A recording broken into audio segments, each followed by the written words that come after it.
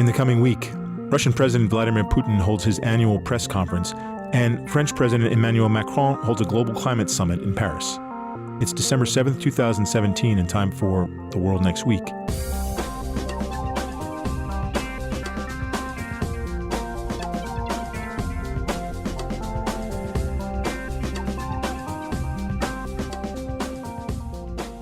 I'm Bob McMahon. And I'm Stuart Patrick, sitting in for Jim Lindsay. Those who listen to the podcast will know Stuart's voice from previous guest hostings and special appearances. Stuart is CFR's Senior Fellow in Global Governance and Director of the International Institutions and Global Governance Program. Stuart, thanks for being with us. Happy to be here. Let's go to Paris. Please. All right. If only metaphorically. Emmanuel Macron is going to host what looks like over 50 world leaders at what's being called the One Planet Summit next week. This is a climate change conference. It had been originally planned in June after President Trump announced that the U.S. would pull out of the Paris Climate Agreement. The United States is not going to be sending a representative to this conference at last report. So, Stuart, what's this summit going to look like? What's it going to do?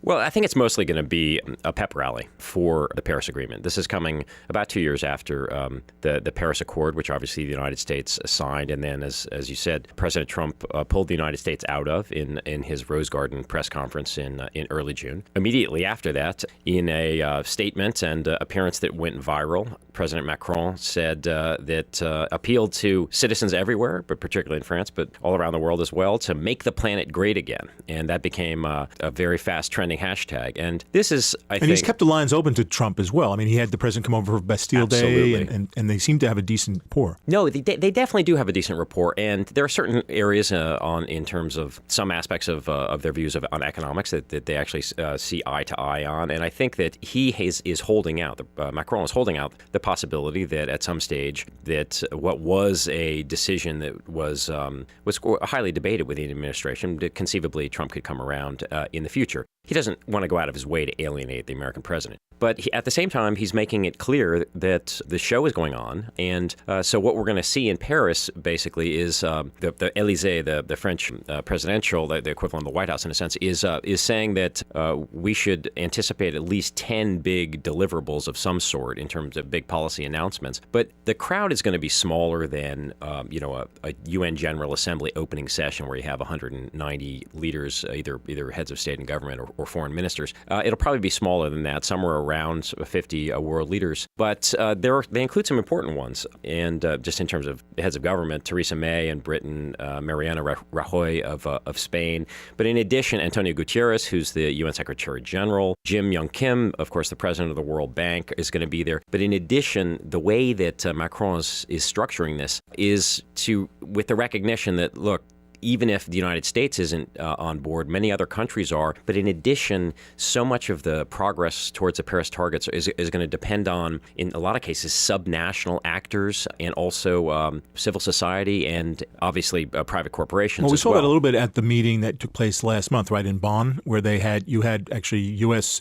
local government officials, and you had people like Mike Bloomberg, who's been active on climate issues and so forth, taking part. So that seems to be the kind of a new flavor developing. Absolutely. And, Michael Bloomberg has been, way back in 2012 in the Rio Summit on Sustainable Development, he formed an organization what was then called the C40 Coalition. And basically 40 of the largest cities in the world. He was, with his experience as mayor of New York, was in a great position to be able to say, look, a lot of the emissions are basically caused by cities. If the cities of the world got together, we can, make a major dent in this. And that organization continues to live on. And what he did when it was announced that basically the U.S. government wasn't really going to be occupying the U.S. pavilion in Bonn, because all of the countries have their own pavilions, he said, fine. He and a number of other private individuals basically underwrote this. So you had Jerry Brown over there, because, of course, California is taking the lead on this. So there's a recognition. California, by the way, which is dealing with raging fires right now. Right, indeed. We should note another epic climate event. Exactly, an epic climate event. The point is that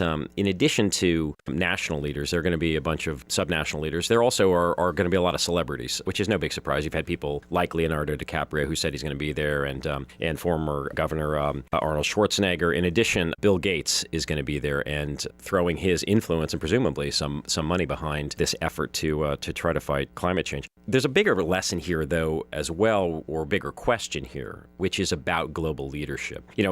For decades, we've had this view that when it comes to major global issues, the United States is going to be the country that has to lead. And if the United States doesn't, it creates this vacuum and, in a sense, collective action, international cooperation doesn't continue. The question now is that true? Are we actually going to see forward progress made? And if so, where's that leadership going to come from? And it's a good point, Stuart. It's also worth noting, I guess, the Paris agreements, although, said to be draconian by the Trump administration, in fact, were based on self-set up goals by countries. It was sort of the whole knack behind it was that countries would set up their own thresholds that they had to meet and then, do what they could to meet them, but not sort of set any standards that might be too strenuous to meet. Right. Well, exactly. And there were different levels. The wonky term was independent, nationally determined contributions, or INDCs, basically. Right.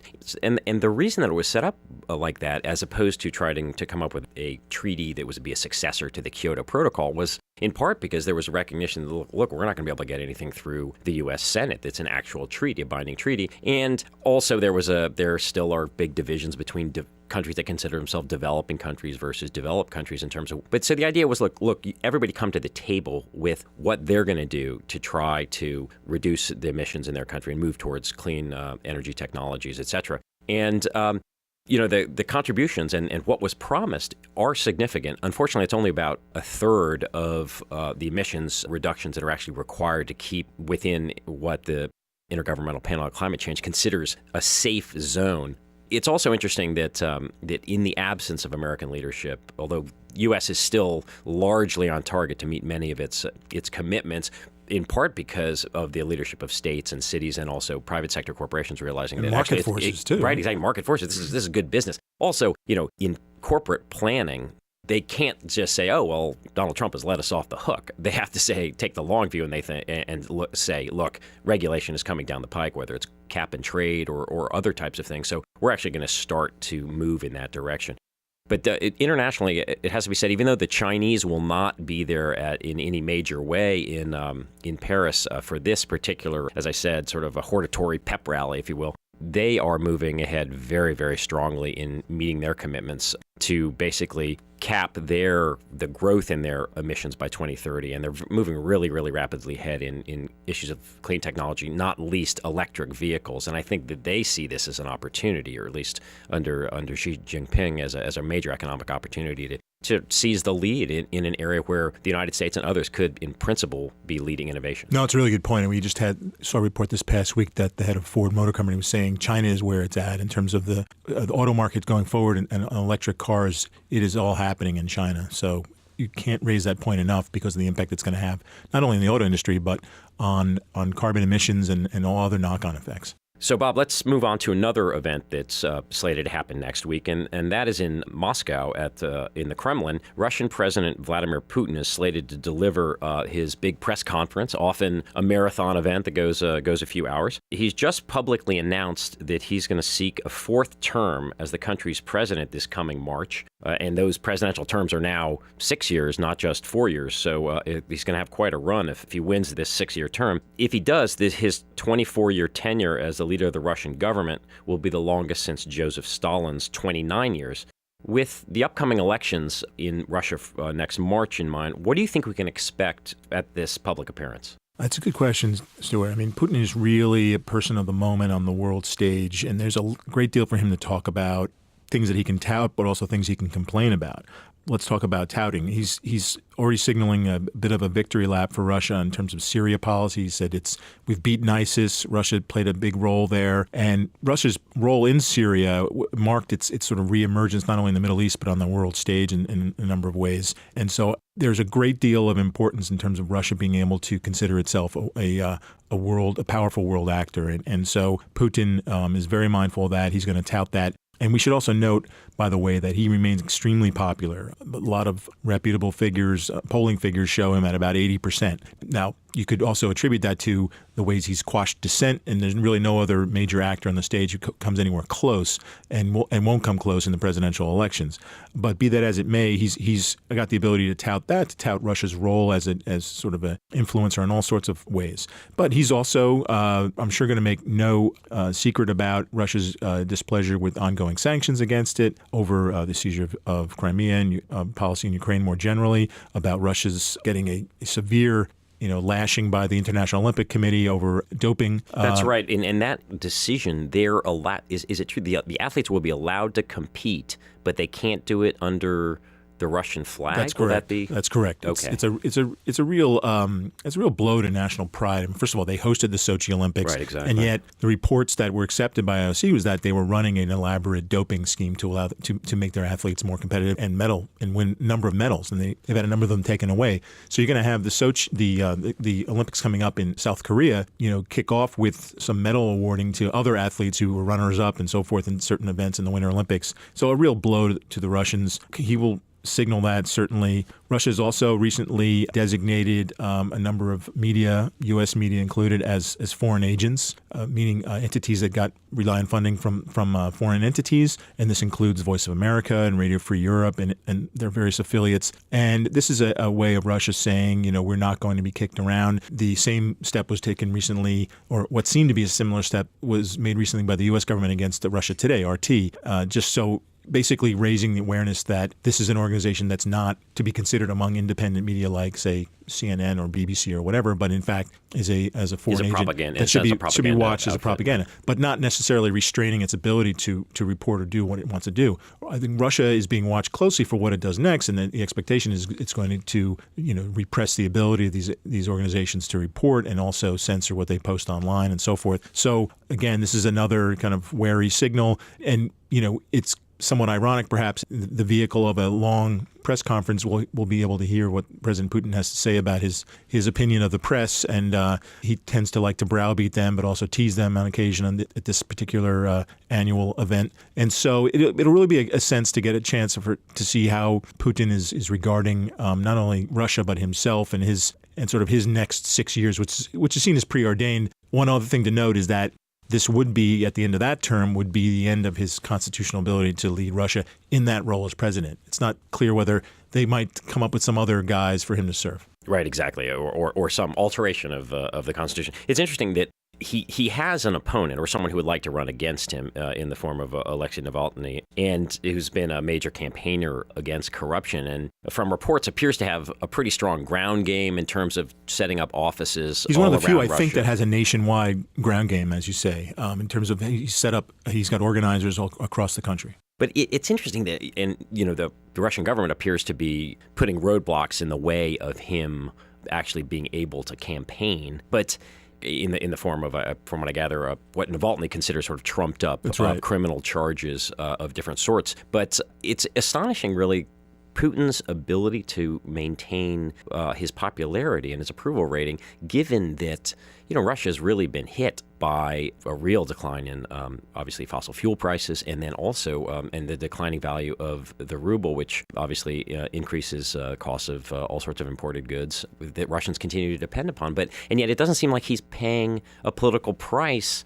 Does he have a particular appeal in particular sectors of Russia, do you think, or is there a generational thing going on here? Well, it's interesting to look at the way he announced his next presidential run. For example, he goes to a auto and truck factory, I think, in Nizhny Novgorod, and they kind of stage manage the whole appearance there and sort of, projecting Russian capabilities in manufacturing might, but also the lavish praise of workers. And basically, I think they teed up a question from workers saying, Mr. President, are you going to run again? And that's where he sort of announced his run.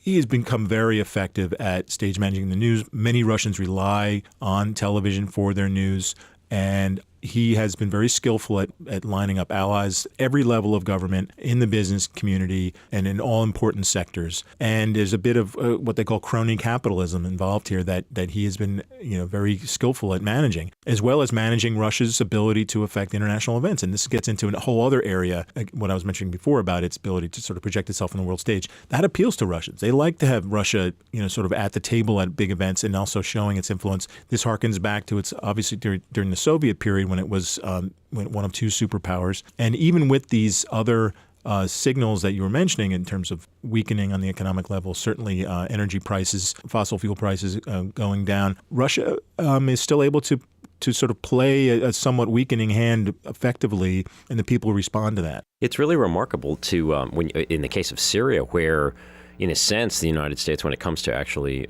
trying to get a solution to things has actually ceded the field in a lot of respects to the peace talks that have been going on, being sponsored, I guess, by Russia, Iran, Turkey, I guess, right. in terms of and with in a sense the United States very much on the sidelines of those, and Russia continuing to determine the agenda, which, as you suggest, seems to be resonating quite a bit with everyday Russians. And also, of course, the media coverage is increasingly, one imagines Russians are getting their diet of media, for whatever it is, from an increasingly state-controlled or heavily state-influenced apparatus. So again, maybe not getting the diversity of viewpoints you would get in an open society, right. to say So the least. we'll see how long this press conference goes. They've gone on sometimes multiple hours, whether it's 5 or 6 hours or whatever. How many sort of challenging questions he faces or how he chooses to answer those will be very interesting to see. And, it'll, again, give us a fresh chance to measure both how confident he's feeling, what kind of signals he may want to be sending to the United States and to the West. I would also note in relation to this, there's a new piece out in Foreign Affairs magazine, co-authored by Joe Biden, former vice president, basically saying Russia has mounted an assault on the foundations of Western democracy and sort of laying out a plan for how to counter it, and talking about, in particular, its attempts at manipulating the open media sources